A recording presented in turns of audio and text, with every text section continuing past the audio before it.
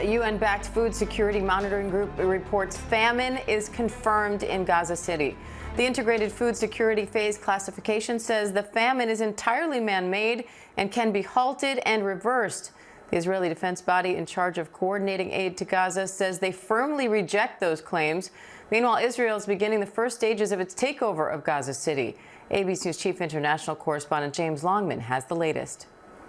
Hi, Diane. Yeah, famine has now been confirmed in Gaza for the first time. This is a 59-page report which has been published by the Global Monitor for Food Security. It's called the IPC.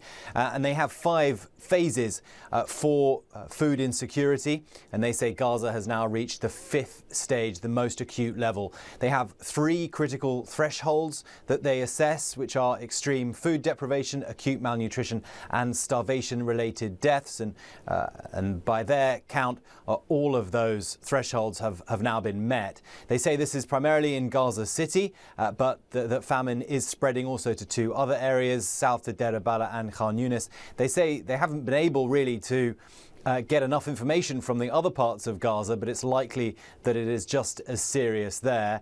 Israel, for their part, say that this is false, that this monitor has garnered information from Hamas-related sources, that UNRWA, for example, the United Nations Works and Relief Agency that functions inside Gaza, and they say is working hand in glove with Hamas, and so they can't be trusted. I should say that they make life very difficult for humanitarian agencies to be even able to function inside Gaza, and certainly they stop international journalists from being able to access the Gaza Strip. So getting information is very difficult, but this is the global monitor on food insecurity here. And they say there are 500,000 people who are trapped in famine. By their count, 12,000 children in July alone were dealing with severe malnutrition. They say 1 in 5 babies are being born prematurely. They have all kinds of statistics in this report. 98% of cropland in Gaza now, they say, has either been damaged or is inaccessible. And the access to aid has been a major issue. We've been reporting on it just about every day. Palestinians die every day trying to get aid, and there just isn't enough of it getting in.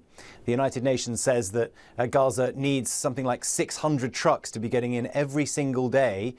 Such is the level of need inside Gaza, and we're not even close to that number. And in March, Israel actually changed its rules for aid agencies on which aid agencies were able to distribute aid inside Gaza. They also said any organization which causes Israel's reputation to be damaged or, slanders Israel in any way, in their view, will not be able to distribute aid. But since aid organizations, many of them have been very critical of Israel's blockade, it seems many of them have been heavily restricted. This is as Israel seems to be preparing for an occupation of Gaza City, a military occupation, whilst, of course, at the same time, conversations go on about a possible ceasefire. Israel is pushing for much better terms. They want all the hostages out, and now Hamas has to decide if they're going to do that. Diane? All right, James Longman, thank you.